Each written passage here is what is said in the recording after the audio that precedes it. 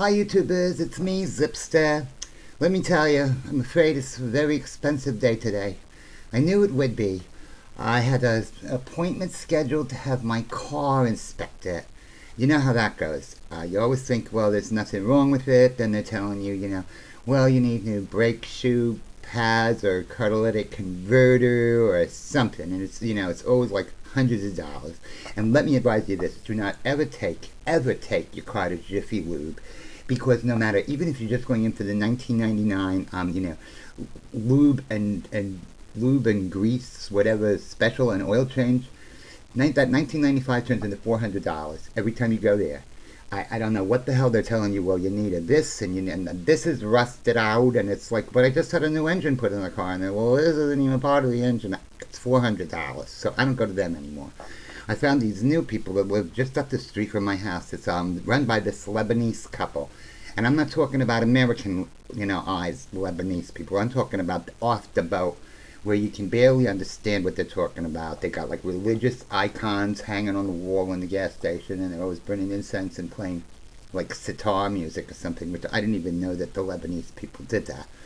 But I guess the only Lebanese people I ever was really familiar with was like Danny Thomas, and he was like so Americanized. He probably didn't burn incense or anything like that. But so, okay, so it's Manny. Their names are Manny and Betty. Now, I am so sure that their Lebanese names are not Manny and Betty, because that's just like out of the question. I think they're trying to like Americanize themselves, and it's like, you may as well just go by Tahui Taham and Khalifahwa, because as soon as you speak, we know you're not Americans anyway, even though your name is Betty. But, they changed tires for me and stuff, and they seem to be pretty good, so, well, anyway, so I'm going to try them out. So I took my car in this morning for an inspection, expecting the worst, of course. Then yesterday, I'm out walking my dog Ginger down by the creek, because, it's Labor Day, and I figured, take her for a little special walk down by the water, because she likes that. And we're walking around. I swear to God, we didn't get like 8 feet away from the car, and she steps on a stupid rock wrong, and all of a sudden she's crying, and she can't walk on her back leg, and I'm like, oh my God. So, I checked it out, and she like broke a nail. I knew I should have got a boy dog.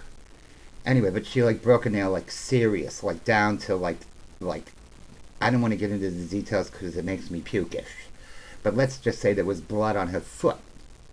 So I got home and I called my vet, and I get the answering service, and I'm like, oh, it's 3 o'clock. Why are they closed already? And she's like, hello, it's a Labor Day. They weren't even open at all.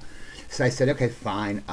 What am I going to do? So I called up like this emergency clinic, and they said that they had so many dogs and cats in there that I could bring her over and they would put her in a kennel, but they didn't know when they would get to her. I'm like, oh, forget about that. So I had like a styptic pencil, like you use if you like cut yourself shaving or something. Excuse me, cocktail hour just started. So I put some styptic pencil on it yesterday, and it stopped the bleeding, and I thought, okay, fine. But like she couldn't walk, so I had to carry her around. I had to carry her upstairs to come up to bed. I had to carry her in the bed. I had to carry her out of the bed. I had to carry her downstairs. I had to carry her out to take a poo. But anyway, whatever. So I called the vet first thing this morning, and they're like, what do you want to, when would you like an appointment? I'm like, as soon as possible. This dog can't walk.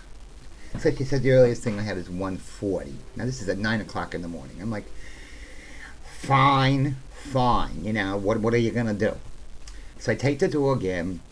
The vet has to shave her paw, and he said, okay, this is like, a pretty serious break. It's really pretty far down there. Do you want to stand here while I, like do the little operation? And I'm like, no. I would so rather not, because if I'm here, then she's going to hold it against me. So he's like, fine, I'll get one of the assistant people in here. I'm like, great, because that's what you pay them for anyway. So he comes out and gets me and says, okay, it's all done. It wasn't quite as bad as we thought, but, we had to pack it with styptic powder and gauze, and we have a bandage on it. And if you could leave the bandage on until tomorrow, that would be great. But, of course, some dogs will want to get the bandage off right away. Now, of course, this guy is a veterinarian, okay? As soon as the dog gets in the car, she starts poking around at the bandage. I mean, I knew that was going to happen. It's like I took her in 3 weeks ago because she had like a little bit of like dandruff just down the middle of her back. So I took her in, and they're like checking her out, and they're, oh yeah, she has seborrhea, and here's some shampoo, and when you bathe her once a week in this, and then but leave the shampoo on for 10 minutes before rinsing it out. This is a dog. It's not like an old woman putting loving care in her hair and then doing the laundry and vacuuming and then rinsing it out. The dog is sitting in the bathtub, someplace she doesn't really want to be in the first place. So you're going to tell her, okay, honey, you just stand there for 10 minutes while that stuff soaks in. No, that doesn't work.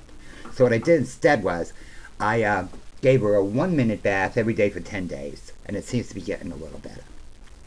But so now with the booty, we get home, she's ripping at this booty, so I thought, what the hell am I going to do?